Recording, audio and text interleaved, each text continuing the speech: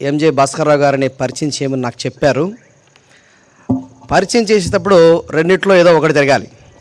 పరిచయ వాక్యాల ద్వారా అది ఎంకరేజ్మెంట్ లాగా ఇచ్చి ఇంకా ఆసక్తితో ముందుకు పోవడానికైనా జరగాలి, లేక అతిశయపడి పతనానికైనా దారితీయాలి. కానీ భాస్కర్ గారి విషయంలో అలా జరిగేది నాకు బాగా తెలుసు. ఎందుకంటే నేను ఇమ్మాన్యుయల్ హౌస్ ఆఫ్ వర్షిప్ సంఘ సభ్యుడిని. ఎంజే భాస్కర్ గారు మా పాస్టర్ గారు. పాస్టర్ ఎట్లార్జ్ అనే పదం ఎప్పుడైనా విన్నారా మీరు? ఎట్లార్జ్ అంటే అర్థం ఏంటంటే బహుశా ఇమ్మాన్యుయల్ హౌస్ ఆఫ్ వర్షిప్ సంఘ కాపురి అని చెప్పొచ్చు. కానీ ఎంజే భాస్కర్ గారు he is a pastor at large. He is pastor for so many people in Hyderabad and Secunderabad. అయ్యగారు ఇదివరకు వెస్లీ డిగ్రీస్ కాలేజ్లో ప్రిన్సిపల్గా పనిచేశారు. మీకు తెలుసు యూఈజీఎఫ్కి దైవదాసుడు ఎలా గత అనేక సంవత్సరాలుగా అనేక వ్యక్తులుగా కుటుంబాలుగా ఎలా దేవుని పక్షంగా ఎంత దేవునికరంగా పరిచయం చేస్తున్నాడు. చాలా చెప్పొచ్చు, ఎదురుగా చెప్పడం అంత మంచిది కాదని ఇంతటితో ఆపేస్తున్నాను. దానికి తోడు నాకు గొంతు కూడా బాగలేదు, అది కూడా దేవుడు అలా మేలు చేశాడు అనిపిస్తుంది. I really praise God because his throat is not well.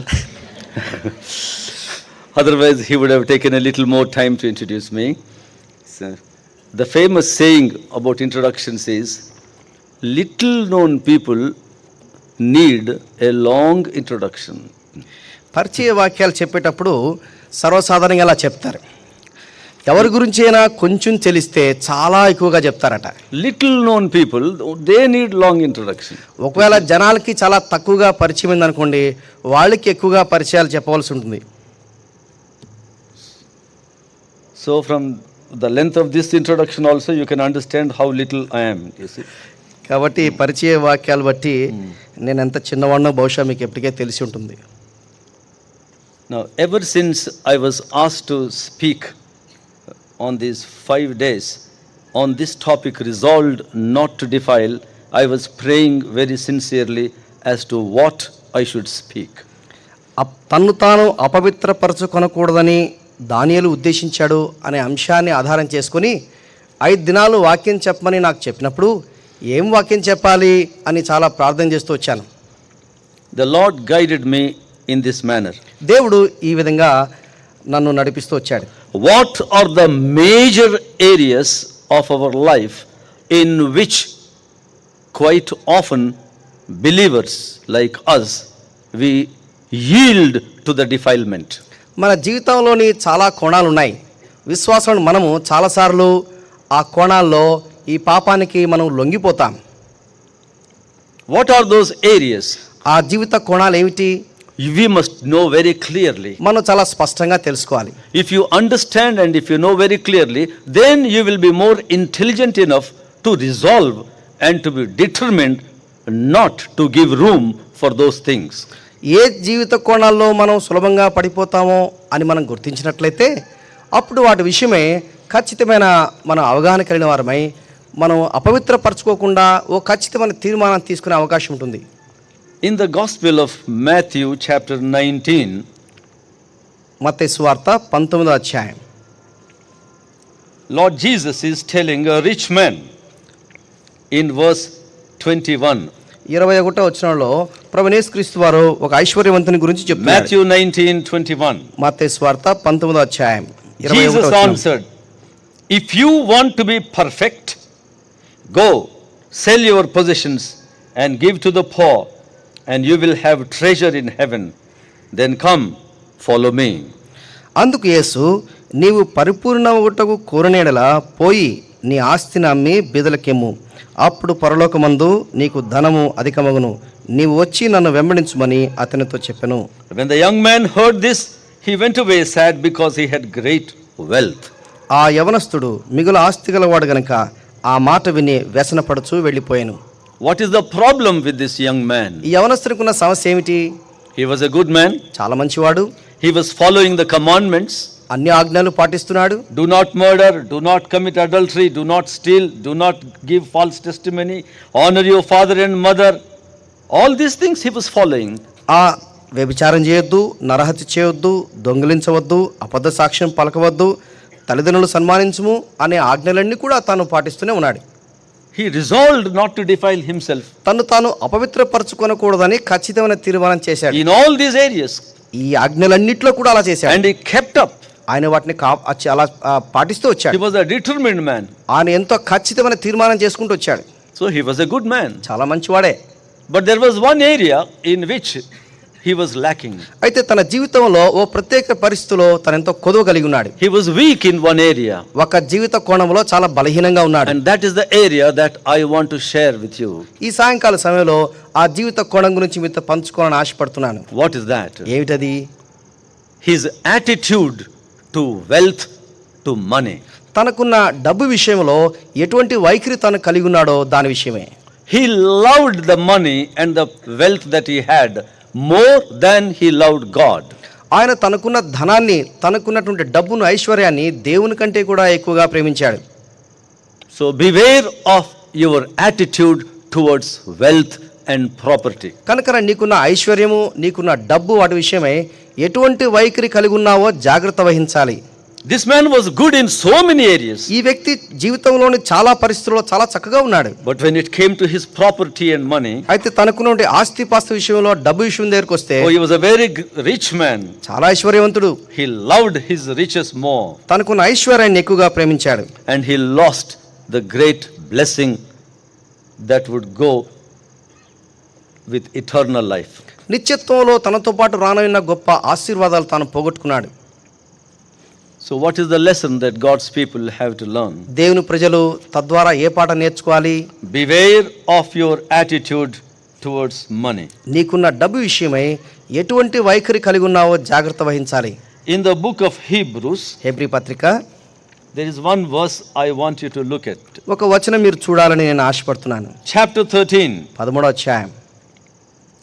Let us look at verse 5. దయచేసి 5వ వచనం చూడండి. Hebrews chapter 13 verse 5. హెబ్రీ పత్రిక 13వ అధ్యాయం 5వ వచనం. Keep your lives free from the love of money and be content with what you have, because God has said, never will I leave you, never will I forsake you. ధనాపేక్ష లేని వారై మీకు కలిగిన వాటితో తృప్తి పొంది ఉండుడి. నిన్ను ఏమాత్రమును విడువను, నిన్ను ఎడబాయను, ఎన్నడను ఎడబాయనని ఆయనే చెప్పాను కదా. కాబట్టి ప్రభు నాకు సహాయుడు, నేను భయపడను, నరమాత్రుడు నాకేమి చేయగలడు అని మంచి ధైర్యంతో చెప్పగలవారమై ఉన్నాము. Live a life free from the love of money. ఈ డబ్బును ప్రేమించకుండా మనం జీవించే జీవితం కలిగి ఉండాలి. Oh, many of us are very good in so many areas. మనలో చాలా మంది జీవితంలోని అనేక పరిస్థితుల్లో చాలా బాగుంటారు. But unconsciously we yield to this sin. అయితే ఎరుక లేకుండానే ఈ పాపానికి మనం బానిసైపోతాం. We get ourselves defiled in this area. ఈ జీవిత కోణంలో మనల్ని మనం అపవిత్రపరచుకుంటాం. Unconsciously. తెలియకుండానే. You are deeply attached to these things. ఈ దీని విషయమే మనం లోతుగా అంటుకొని ఉంటాం. So what should be the resolution that we should make? కనుక ఈ సాయంకాలం ఎటువంటి తీర్మానం చేయాలి? We have to resolve not to defile ourselves. మనల్ని మనం అపవిత్రపరచుకోకూడదు అనే ఖచ్చితమైన తీర్మానం చేయాల్సింది. So what particular area in which you should take a resolution not to defile? మన జీవితంలోని ఏ కోణం, ఏ పరిస్థితిలో ఖచ్చితమైన తీర్మానం మనం చేయాలి అపవిత్రపరచుకోకూడదని? Never to love money. డబ్బును ఎట్టి పరిస్థితిలో ప్రేమించడానికి వీల్లేదు. Never to be deeply attached to wealth and property. ఎట్టి పరిస్థితిలో ఆస్తిపాస్తులు, ఈ ధనానికి సంబంధించిన వారి విషయంలో అంటి పెట్టుకొని ఉండరాదు. If we are true believers, మీరంగా నిజమైన విశ్వాసులైనట్లయితే we ought to grow in this area. ఈ జీవిత పరిస్థితిలో మనం అభివృద్ధి మనం చెందాలి, ఎదగాలి. Of detachment from the love of money. ఈ డబ్బును ప్రేమించే విషయంలో మనం అంచెలంచెలుగా వాటికి దూరంగా ఉండాలి. In 2 Timothy chapter 4 verse 10, we hear about a man called Demas. 2 Timothy chapter 4 verse 10. 2 Timothy 4వ అధ్యాయం 10వ వచనంలో దేమా అనే ఒక వ్యక్తి ఉన్నాడు. Demas has left having loved the world. దేమా ఇహలోకమును స్నేహించి నన్ను విడిచి తెస్సలోనికకు వెళ్ళని రాయబడింది. He left the company of Paul. ఆయన పౌలు యొక్క సహవాసాన్ని విడిచిపెట్టాడు. He left the ministry. ఆయన పరిచర్యను వదిలిపెట్టాడు. He loved the world. ఆయన లోకాన్ని ప్రేమించాడు. He loved money and the properties. ఆయన డబ్బును, ఆస్తిపాస్తులను ప్రేమించాడు. And he departed from the company of Paul.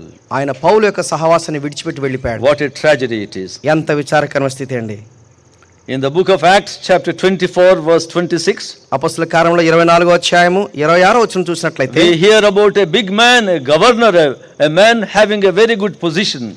అక్కడ గవర్నర్ గురించి మనం చూస్తాము. Felix is the name of that ఆయన man. ఫెలిక్స్ అనే గవర్నర్ ఉన్నారు. ఆయనకు మంచి హోదా కూడా ఉంది.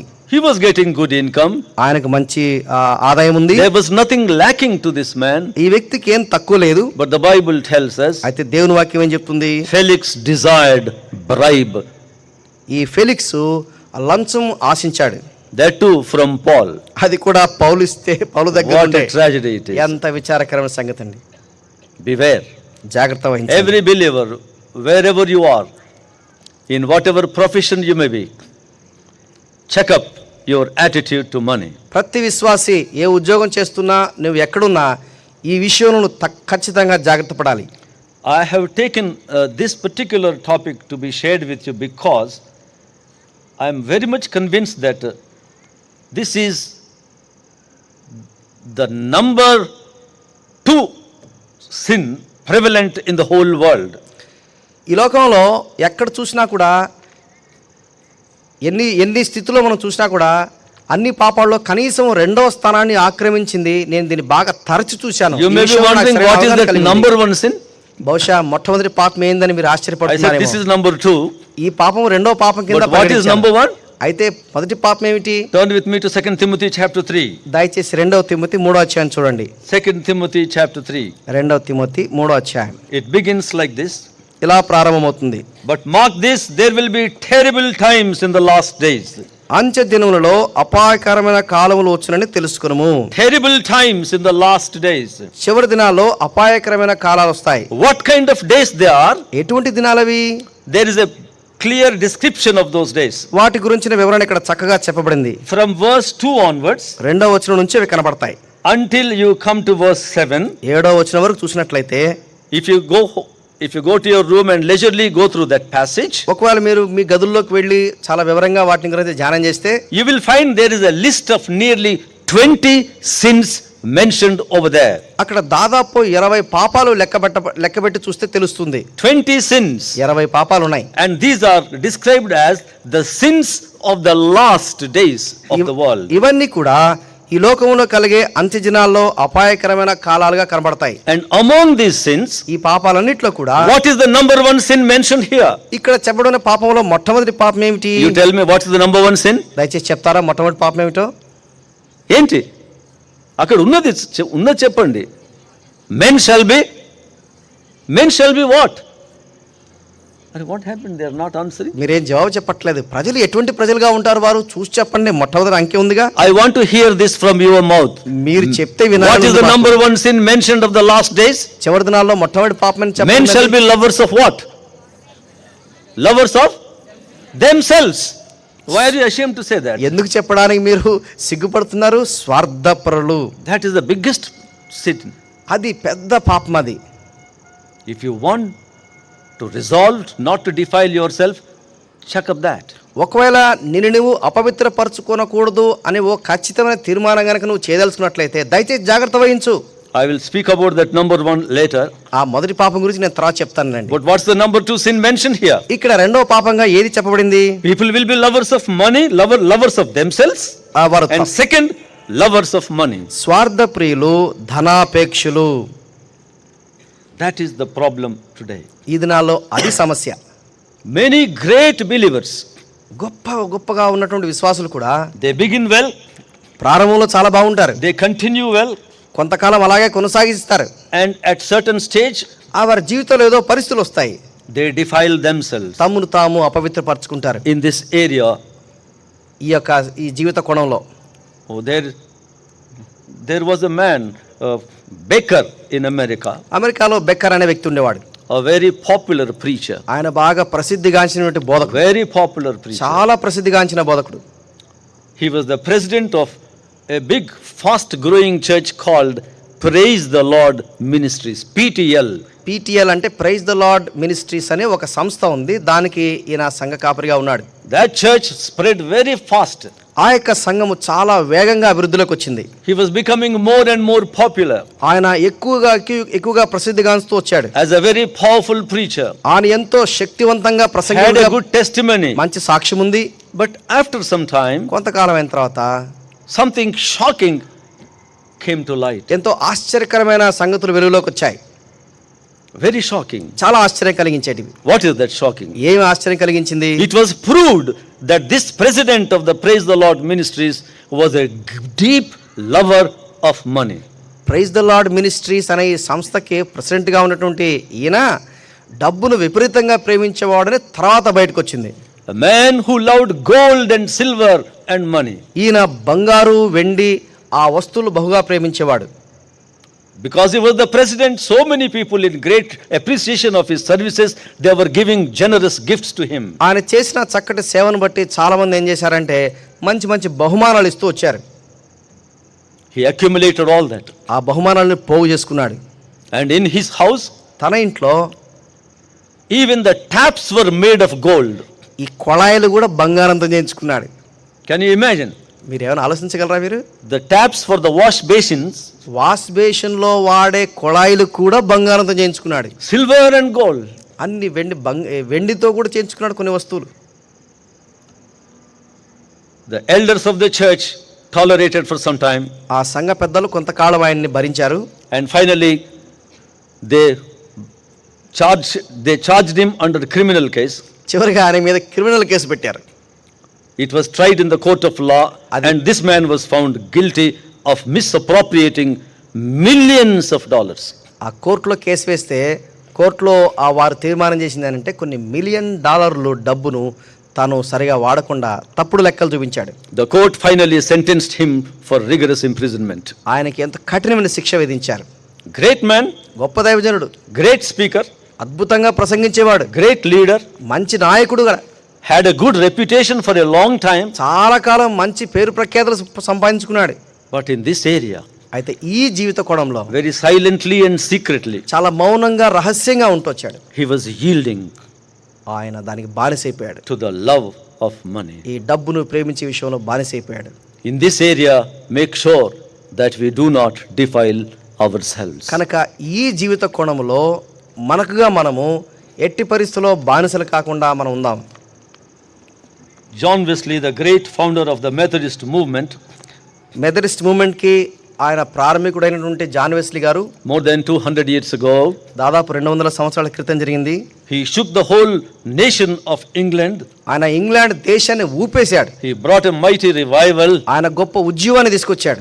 This is what this great man of God said ఈ గొప్ప దైవజనుడు ఇలా చెప్పాడు regarding your attitude to money. నీకున్న వైఖరి విషయంలో, He డబ్బు said- విషయంలో ఎటువంటి వైఖరి కలిగి ఉండాలి said- అని అన్నాడు.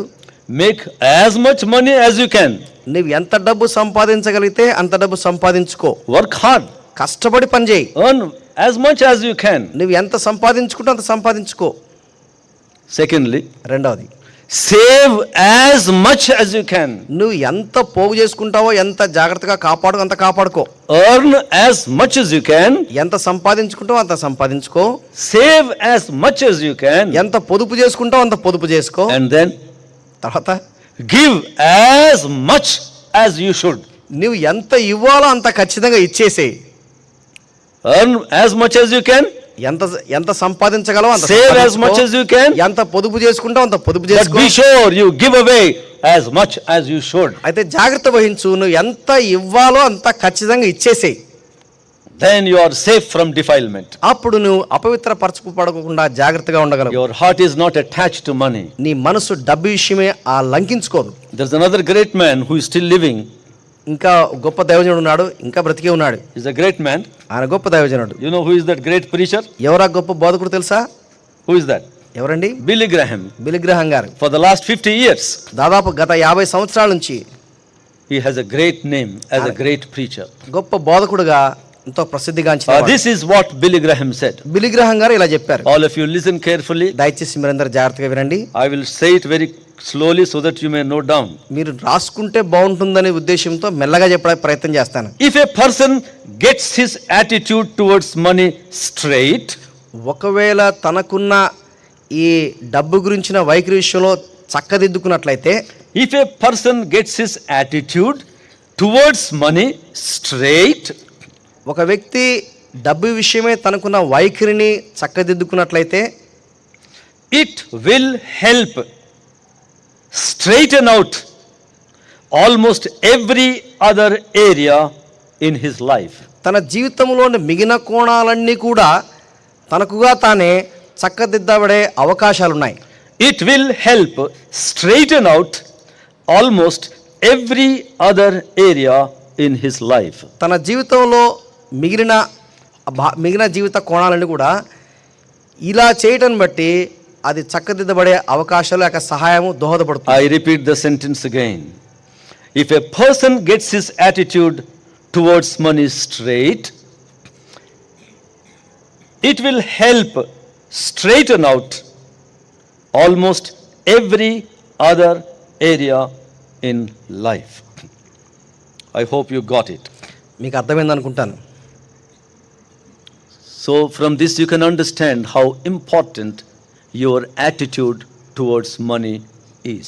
దీన్ని బట్టి మీకు అర్థం చేసుకోవాలి ఆ దృక్పథము, ఆ వైఖరి డబ్బు విషయం ఎలా ఉండాలో, అది ఎంత అవసరమైందో. The rich man loved money more. ఈ ధనవంతుడు డబ్బును ఎక్కువగా ప్రేమించాడు. He failed to enter into the eternal kingdom. ఆయన నిత్య రాజ్యంలో ప్రవేశించడానికే తప్పిపోయాడు.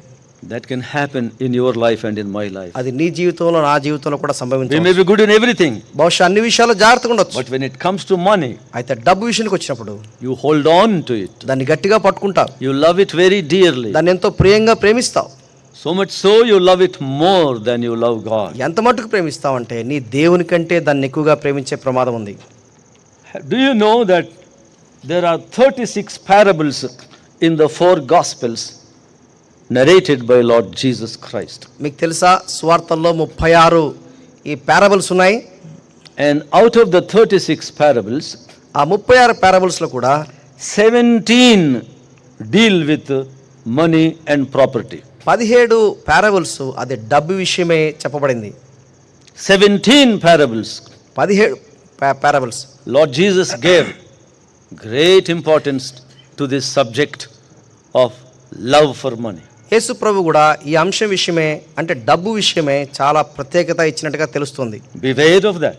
దాని విషయం జాగ్రత్త ఉండండి. If the Lord is blessing us more, ఒకరి ప్రభు మనల్ని డబ్బు విషయమే ఎక్కువగా దీవిస్తున్నట్లయితే the Lord blesses us with a purpose, ఓ ఉద్దేశించేది దేవుడు అలా చేస్తాడు. that you may give away what the Lord is giving you to so many other needy causes and persons. దేవుడు ఎందుకు డబ్బు విషయమే ఎక్కువగా ప్రేమిస్తున్నాడంటే ఇతరులు ఆ డబ్బు లేని వాళ్ళు ఆ అక్కర తీర్చబడడానికే నువ్వు ఇచ్చివేయడానికి అలా చేస్తున్నాడు. There are many references in the Bible which say that riches have a tendency to make a man proud. దేవుని వాక్యంలో చాలా వచనాలు ఉన్నాయి. ఆ వచనాలు కనుక చదివితే మనకి ఏమర్థమవుతుందంటే డబ్బు మనం ఎక్కువగా మనం సంపాదించుకోవడం వల్ల దాచుకోవడం వల్ల వైఖరి సరిగా లేని వల్ల మనం గర్వం పడే అవకాశాలు ఉన్నాయని చెప్తుంది. Mentioned in Ezekiel 28 verses 4 and 5. Ezekiel 28:4-5 చూస్తాము. I am not reading it. అవి చదవడం లేదు ఇప్పుడు. Ezekiel 28 4 and 5. ఎజికేల్ గ్రంథము 28 1 Timothy 6 and 17. మొదటి Timothy 6:17. They tell us that there is a tendency for rich people to become proud. ఈ యొక్క ధనవంతులు గర్వించే ప్రజలుగా ఉండే అవకాశాలు ఉన్నాయని There is చెప్పారు. another danger. ఇంకొక ప్రమాదం ఉంది. There is another danger. ఇంకొక ప్రమాదం ఉంది. If you grow more in riches, ఒకవేళ ఐశ్వర్యం కనుక ఎక్కువైనట్లయితే there is a tendency for us to forget God. దేవుణ్ణి మర్చిపోయే ప్రమాదం ఉంది.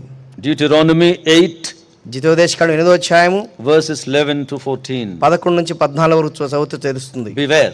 జాగ్రత్తగా ఉండాలి. There is a tendency for us to become proud.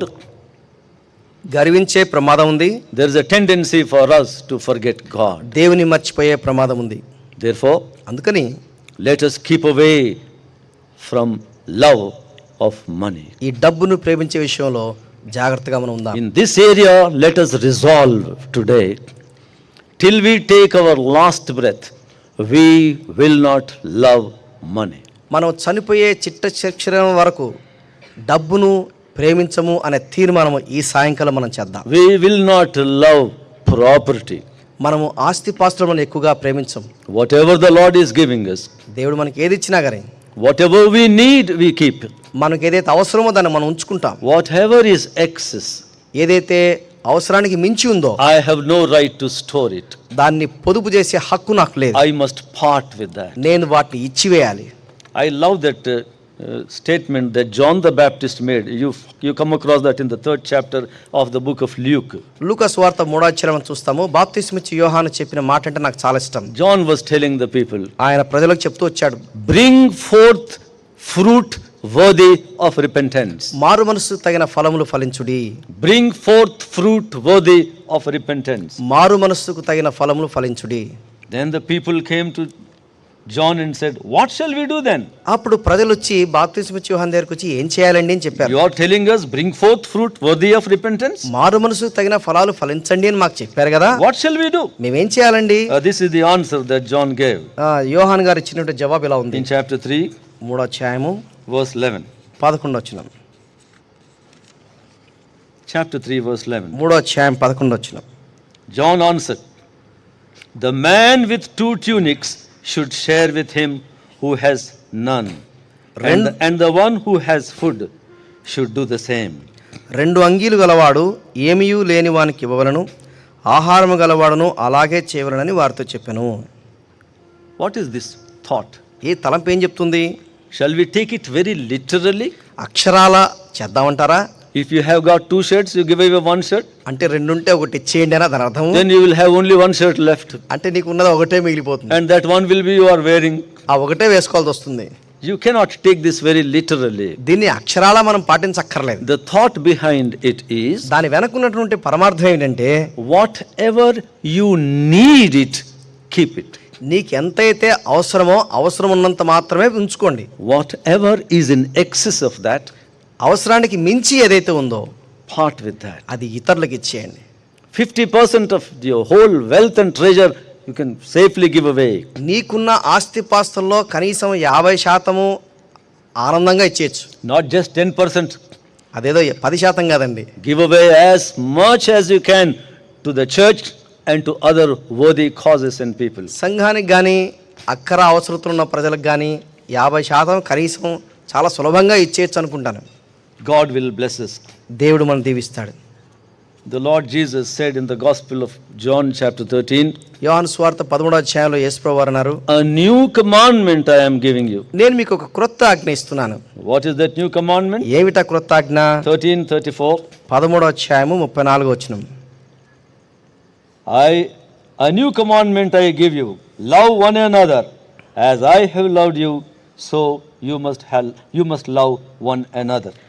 By this all men will know that you are my disciples, if you have love one towards another. 13వ అధ్యాయం 34-35 వచనాలు. మీరు ఒకరినొకరు ప్రేమింపవలనని మీకు క్రొత్త ఆజ్ఞ ఇచ్చుచున్నాను. నేను మిమ్మల్ని ప్రేమించినట్లే మీరును ఒకరినొకరు ప్రేమింపవలను. మీరు ఒకరినొకడు ప్రేమ గలవారనే ఎడల దీనిని బట్టి మీరు నా శిష్యులని అందరూ తెలుసుకుందరని. So what is the number 1 identification mark of a believer? ఓ విశ్వాస యొక్క మొట్టమొదటి సూచిక ఏమిటండి? What is the number 1 identification mark? ఓ విశ్వాసిని మొట్టమొదటిగా గుర్తించగలిగిన లక్షణాలు ఏమిటి? Is it your baptism certificate? అంటే బాప్టిజం తీసుకున్న సర్టిఫికేట్ బట్టి చెప్పొచ్చా? What? If you have love one towards another, that is your identification mark. ఒకరినొకరు మనం ప్రేమించుకున్నట్లయితే ఆ ప్రేమను బట్టి ఓ విశ్వాసిగా ఓ సూచిస్తుంది. That is the area in which we should guard ourselves that we are not defiled. ఆ జీవిత కోణాన్ని జాగ్రత్తగా కాపాడుకుంటూ అపవిత్రపరచుకోకుండా మనం కాపాడుకోవాలి. If you are not able to love your neighbors, ఒకవేళ నీ పొరుగు వారిని ప్రేమించలేని స్థితిలో ఉన్నట్లయితే, if you are not willing to share what you have with those in need, ఎవరైతే అక్కరలో ఉన్నారో వారికి నీకు కలిగిన దాన్ని ఇవ్వడానికి ఇష్టం లేకున్నట్లయితే, you are defiling yourself. నిన్ను నీవే అపవిత్రపరచుకుంటున్నావు. You are losing the blessing of God. దేవుని యొక్క ఆశీర్వాదాలు పోగొట్టుకుంటున్నావు. Beware of that. దాని విషయం జాగ్రత్త వహించాలి. It is very, very important. చాలా ప్రాముఖ్యమైనది. By this shall all men know. దీన్ని బట్టి ప్రజలందరూ గుర్తిస్తారు that you are my disciples. మీరు నా శిష్యులు అని. If you have love one towards another. ఒకవేళ మీరు ఒకరినొకరు ప్రేమించుకున్నట్లయితేనే. Beware of that. Don't ever yield to the love for money. ఈ డబ్బును ఎక్కువగా ప్రేమించే విషయంలో జాగ్రత్త కలిగి ఉండండి. ఎట్టి పరిస్థితుల్లో దానికి బానిసలు In కావడానికి the book of Proverbs 28 verse 20, 28 సామెతలు 20 వచనంలో చూసినట్లయితే there is another warning given. అక్కడ మరొక హెచ్చరిక ఇవ్వబడింది. Proverbs 28:20. సామెతలు 28:20. He that hasteth to be rich shall never go unpunished. ధనవంతుడగుటకు ఆతురపడువాడు శిక్షనందకపోడు. Please mark that very clearly in your Bible. దయచేసి మీ బైబిల్లో దాన్ని అండర్లైన్ చేసుకోండి. Don't be hasty to become rich. ధనవంతుడగుటకు ఆతురపడబాకండి. Whoever is hasting to be rich, ఎవరైనా ధనవంతుడు అవడానికి ఆతురపడుతున్నట్లయితే he will commit blunders. తప్పనిసరిగా పొరపాట్లు జరుగుతాయి. He will lose his testimony. సాక్ష్యం కోల్పోతాడు. He will come under the punishment. దేవుని యొక్క శిక్ష క్రిందికి వస్తాడు. I know of one man. ఒక వ్యక్తి నేను ఎరుగుదును. He was a bank officer. ఆయన బ్యాంక్ ఆఫీసర్ ఉండేవాడు. Don't ask me which bank after this meeting. Meeting అయిన తర్వాత ఆయన ఏ బ్యాంక్ లో పనిచేసేవాడని అడగవాకండి. I am keeping the name of that man it's a secret. ఆ పేరు పాత్ర చాలా రహస్యంగా ఉంచుతున్నాను. But he was my schoolmate. ఆయన నేను స్కూల్లో ఉన్నప్పుడు కలిసి చదువుకున్నాం. Very poor fellow. చాలా పేదవాడు. By God's grace that fellow became a manager. దేవుని కృపను బట్టి ఓ బ్యాంక్ మేనేజర్గా అయ్యాడు. He was a good speaker. చక్కగా మాట్లాడగలడు. He was a believer. మంచి విశ్వాసి కూడా. He was an office bearer. ఆయన ఆఫీస్ బేరర్గా ఉండేవాడు. In the EFI, Evangelical Fellowship of India. ఈఎఫ్ఐలో ఆఫీస్ బేరర్గా ఉండేవాడు. He was a speaker in many EU meetings. ఆయన EU మీటింగ్స్ లో కూడా మంచి బోధకుడు. So don't ask me for further details. దయచేసి ఇంకా ఎక్కువ వివరాలు చెప్పని అడగవాకండి. I loved him very much. ఆయన చాలా ప్రేమించాను. At a young age, the fellow became a manager. యవ్వన ప్రాయంలో మేనేజర్గా అయ్యాడు. What happened? ఏం జరిగింది? He was not content with what God gave him. దేవుడు ఆయనకి ఏదైతే ఇచ్చాడో తద్వారా ఆయన తృప్తి పొందలేదు. 1 Timothy chapter 6 verse 6 says. 1 Timothy 6:6లో చూస్తాం. Very easy. Chapter 6 verse 6. చాలా సులభం గుర్తుంచుకోవడం. 6వ అధ్యాయము 6వ వచనం. Godliness with contentment is great gain. సంతుష్టికరమైన దైవభక్తి లాభదాయకం. Godliness with contentment.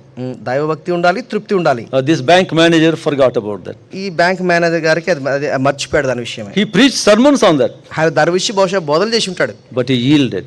అయితే ఆయన లొంగిపోయాడు. He cheated the bank. ఆయన బ్యాంకుని మోసం చేశాడు. He cheated the bank. ఆయన బ్యాంకులో కూడా మోసం చేశాడు. He was about to be dismissed. ఆయన డిస్మిస్ చేసే స్థితి వచ్చింది. Before his dismissal, he resigned, he vanished. Bank వాళ్ళు ఆయన డిస్మిస్ చేయకమునిపే తానే రిజైన్ చేసి అక్కడ నుంచి జారుకున్నాడు. And he vanished away from the city. ఆయన అసలు నగరంలో కూడా కనబడకుండా మాయమైపోయాడు. Why? ఎందుకు? Because there was an arrest warrant. ఎందుకంటే ఆయన అరెస్ట్ చేయమని చెప్పి వారెంట్ ఇచ్చారు. He disappeared. ఆయన అదృశ్యమైపోయాడు. And he did not give his address as to where he was. ఆయన ఎక్కడున్నాడో ఆయన చిరునామా కూడా ఎవరికి తెలియకుండా చేశాడు. For nearly 20 years. దాదాపు 20 సంవత్సరాలు అండర్గ్రౌండ్లో ఉన్నాడు. And finally he died. చివరిగా ఆయన చనిపోయాడు. God struck him with a deadly disease. దేవుడు ఆయనకి మరణకరమైన రోగంతో ఆయన నొక్కాడు. When he was on the deathbed, ఆయన మరణశయ్య మీద ఉన్నప్పుడు I visited him. నేను ఆయన దర్శించాను. It was a tragedy. ఎంతో విచారకరమైన సంగతి. Bank manager. బ్యాంక్ మేనేజర్గా ఉన్నాడు. Lover of money. డబ్బును విపరీతంగా ప్రేమించేవాడు. We lose our testimony. మన సాక్ష్యం పోతుంది. Be careful about it. జాగ్రత్తగా ఉండాలి మనం. Before I close, నేను ముగించక మునుపు I came prepared to speak for a longer time, but this is not the time to speak. నేను సిద్ధపడే వచ్చాను. ఇంకా కొంతసేపు చెప్పడానికి అవకాశం ఉంది, కానీ ఎక్కువగా మాట్లాడే అవకాశం ఇప్పుడు కాదు. This one single thought, if you are able to receive it, I am happy. ఒకవేళ ఈ ఒక్క తలంపు గనక మీరు దాన్ని స్వీకరించి అర్థం చేసుకోగలిగితే నేను చాలా సంతోషపడతాను. There was a very rich man in a big village. ఓ పల్లెటూరులో చాలా ఐశ్వర్యవంతుడు ఒక ఆయన ఉన్నాడు. And he dreamt one night. ఆయన ఒక రాత్రి కల వచ్చింది. The dream was, the richest man of the village will die on a particular day at a particular time. అతనికి వచ్చిన కళ ఏంటంటే ఆ ఊర్లో ఉన్న ఎక్కువ ఐశ్వర్యవంతం కలిగిన వాడు పలానా సమయాన పలానా దినాన చచ్చిపోతాడు అని కళ వచ్చింది. Somebody came in the dream and he told him, ఎవరో వచ్చి కల్లో ఆ మాట చెప్పాడు. the richest man in this village is going to die on such and such a day. ఈ ఊర్లో ఉన్నటువంటి గొప్ప ఐశ్వర్యవంతుడు పలానా రోజు పలానా సమయాన చచ్చిపోతాడు. He woke up. ఆయన లేచి In కూర్చున్నాడు. the morning he was simply disturbed. ఉదయకాలం లేచి చాలా ఆతృత పడ్డాడు. Who is the richest fellow in the village? ఈ ఊర్లో నాకంటే ఐశ్వర్యవంతులు ఎవరున్నారు? I am the richest fellow. నేనే కదా. So I am going to die on such and such a day. అయితే నేను పలానా దినాన పలానా సమయంలో చచ్చిపోతాను. See, my end is close, near. ఇక నా అంతం ముగించినట్టే. So what he did?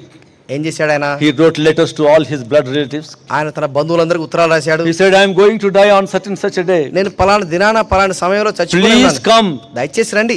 witness my death. వచ్చి నేను చచ్చిపోతాను కనుక మీరు సాక్ష్యంగా On my ఉండండి. last day, I want to spend time with you. చివరి దినాన నేను మీతో గడపాలని ఆశపడుతున్నాను. A big circle of relatives came. తన బంధువులందరూ కూడా చుట్టూ చేరుకున్నారు. He was very sad on that day. ఆ దినాన చాలా విచారంగా ఉన్నాడు.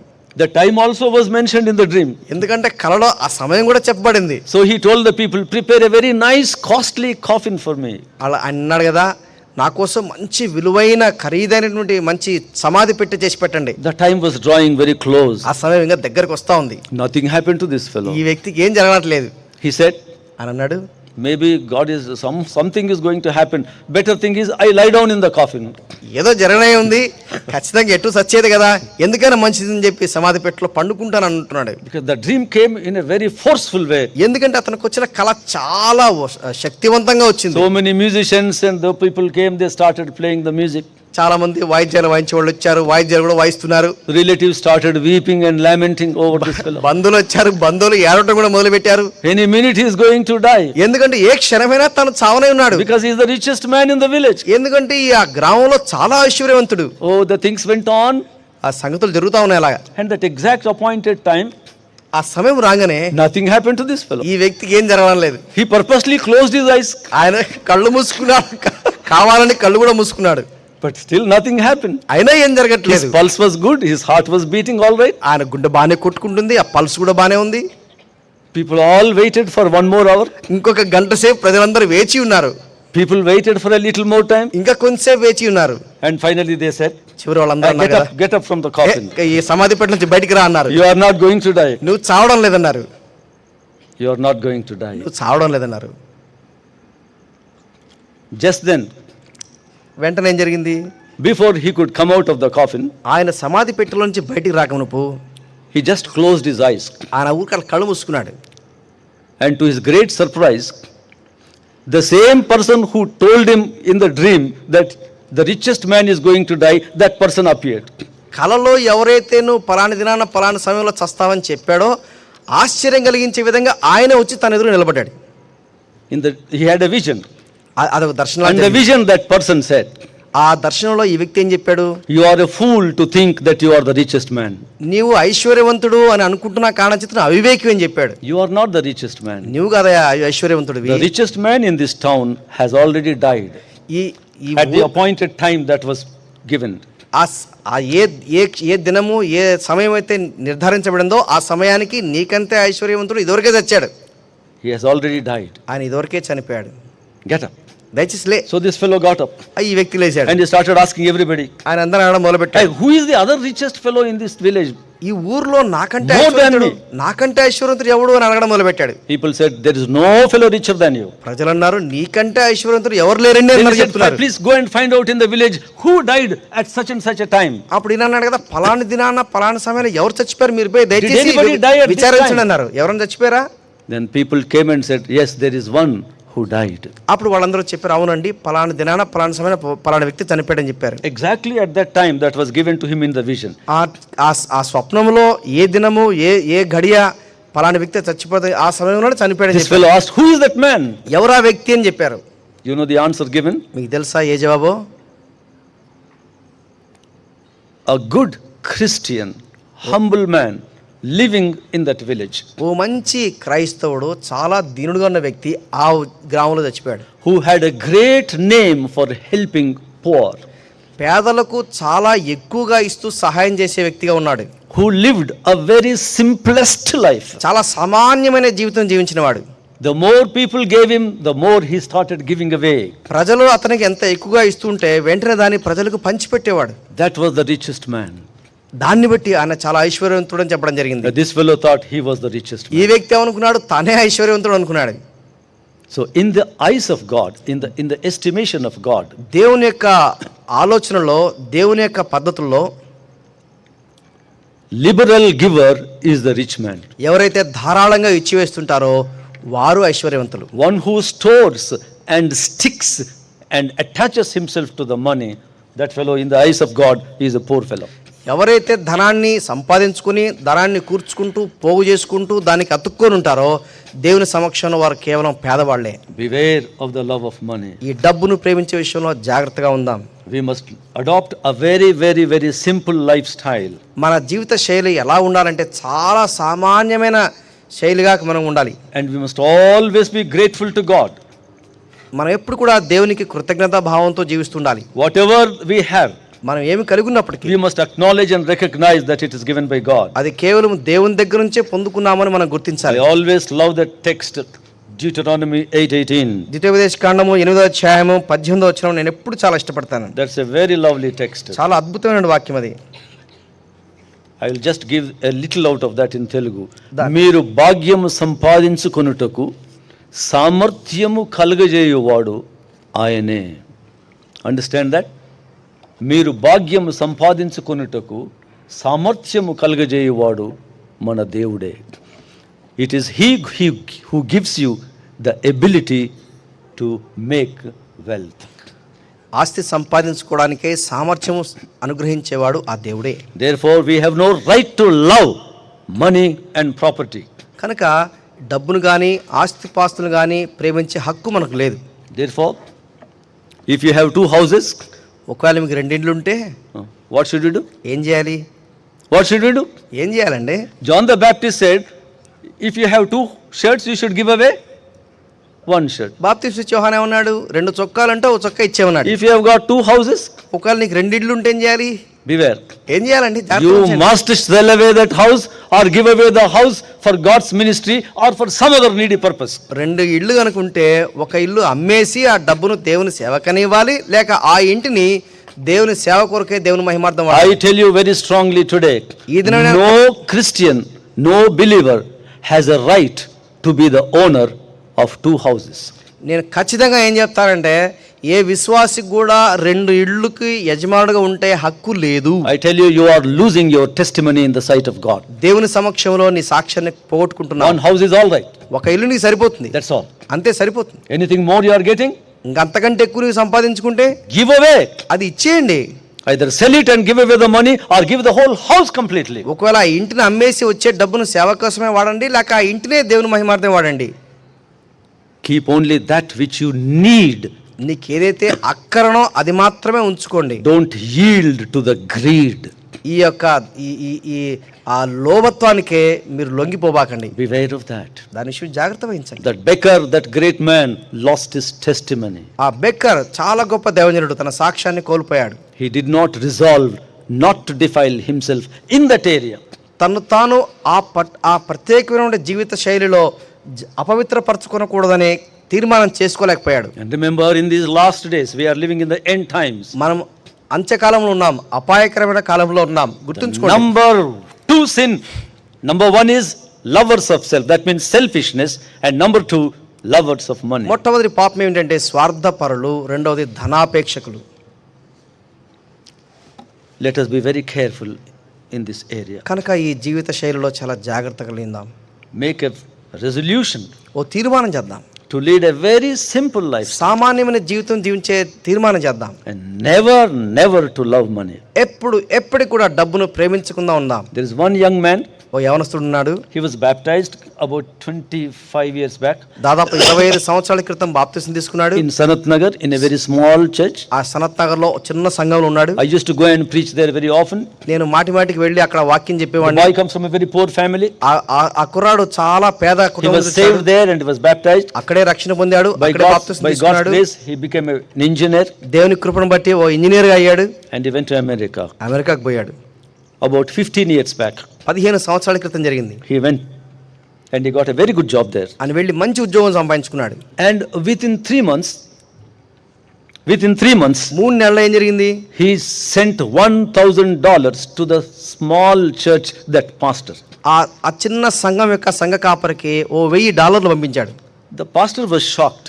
పాస్టర్కి ఆశ్చర్యం వేసింది. This fellow went only 3 months back. 3 నెలల క్రితమే వెళ్ళాడు అది And కుర్రాడు. is sending $1,000. అదేంటి $1000 పంపుతున్నాడు ఏమిటి? He wrote back a letter. వెంటనే ఉత్తరం రాశాడు. Is this 1,000 your tithe? అంటే ఈ $1000 నీకు దశంభాగా పంపిస్తున్నావా? Are you getting $10,000? అంటే నీకు $10,000 జీతం వస్తుందా? 15-20 years back? 15-20 సంవత్సరాల క్రితం. That man said, అప్పుడు ఆయన అన్నాడు, he wrote back a letter. ఆయన మళ్ళీ ఉత్తరం రాశాడు. Sir, that is not my tithe. అయ్యా, అది నా దశంభాగం కాదండి. My salary was $3,000. నాకు వచ్చేది $3,000. But God inspired me. అయితే దేవుడు నన్ను ప్రేరేపిస్తున్నాడు. I don't need all that $3,000. నాకు $3,000 నాకు అక్కర్లేదు. I have no desire to acquire properties. ఎక్కువ ఆస్తిపాస్తులు సంపాదించుకునే కోరిక నాకు లేదు. $2,000 is enough for me. నాకు $2,000 చాలా సరిపోతుంది. And this church where you are pastoring, I grew up in that. ఏ సంఘంలో నువ్వు కాపరిగా ఉన్నావో ఆ సంఘంలో నేను I ఎదిగాను. came to know the Lord. మరి ప్రభువుని యేసుక్రీస్తుని ఎరిగాను ఆ సంఘంలో. I want to give this $1,000. నేను ఈ $1000 మీకు ఇవ్వాలని నాకు ప్రేరేపణ. Not only now, ఇప్పుడే కాదు, every month I want to send like that. ప్రతి నెల అలా పంపుతూనే ఉంటాను. That brother, the pastor brother met me. అప్పుడు ఆ పాస్టర్ గారు నన్ను కలుసుకున్నారు. He said, brother, what shall I do? He's giving me lot of money. అయ్యా, నేను ఏం చేయమంటారు? ఇంత డబ్బు నాకు పంపుతున్నాడు. Sometimes I get puzzled what to do with this money. కొన్నిసార్లు నాకు ఆశ్చర్యం కలిగి ఏం చేయాలి డబ్బుతో నాకు తికమక పడుతున్నాను. I told him, నేను చెప్పాను, you give away to so many other people. నువ్వు మిగిలిన వాళ్ళకి ఇచ్చే అని చెప్పాను. Don't be a storehouse. నువ్వు దాన్ని దాచుకుని పెట్టుకుని ఇంట్లో పెట్టుకోబాకు. You must be a channel of blessing. నువ్వు ఆశీర్వాదము కలిగి ఉండే ఓ పాత్రగా ఉండాలి. That man was sending like this until a few months back. కొన్ని నెలల క్రితం వరకు కూడా అలాగే ఆ వ్యక్తి పంపుతూ వచ్చేవాడు. And that brother pastor died. ఆ సంఘ కాపరి ఆయన చనిపోయాడు. I can never forget that young boy. నేను ఆ యవనస్తుని ఎప్పుడు మర్చిపోలేను. Earning $3,000. $3,000 సంపాదిస్తున్నాడు. Sending 33% of his income. తనకున్న ఆదాయంలో 33% పంపుతున్నాడు. And he writes a letter to the pastor and says, ఆయన సంఘ కాపరి ఉత్తరం రాస్తూ అంటాడు కదా, I don't even give it as a contribution to the church. You are the pastor. You have been doing a lot of work. You use it in any way you like. You have a large family. You must maintain your family. ఉత్తరం రాస్తూ అంటాడు, మీరు సంఘ కాపరి కదండి, మీ కుటుంబం ఉంది, పిల్లలు ఉన్నారు కదా, మీరు పలాని పనికే వాడండి నేను చెప్పట్లేదు, మీరు దేనికైనా వాడండి అని చెప్పి అలా ధారాళంగా ఇస్తూ వచ్చాడు. How many of us can do that? మనలో ఎంతమంది అలా చేయగలరు? How many of us?